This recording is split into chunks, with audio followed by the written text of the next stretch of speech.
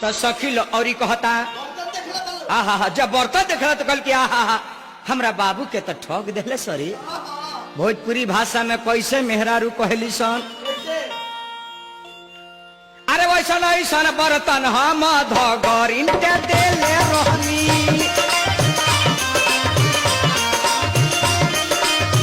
बाबू के नार के कटाई जी।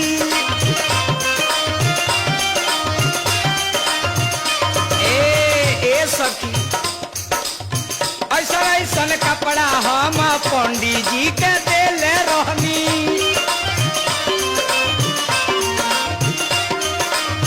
बाबू के नाम के धराई बाबा।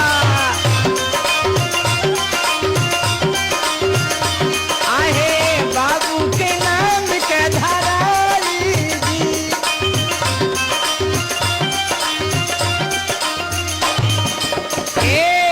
अनेक प्रकार से तिलकहरू लोग कही है। सखी लोग गीत सुना बता, जब तिलक चढ़ गई तार के स्वर तो धान बटाला हमने की आ वही में हरदी बटाला। धान हरदी जब बटा जाला तब तिलकहरू लोग के आत्मा जौन बा शांति हो जाला कि तिलक हमने के स्वीकार हो गई। आ तब ये तिलकहरू लोग चल जाला दुआर पर, आंगन में औरत समाज दुल्हा लोग के चुमावन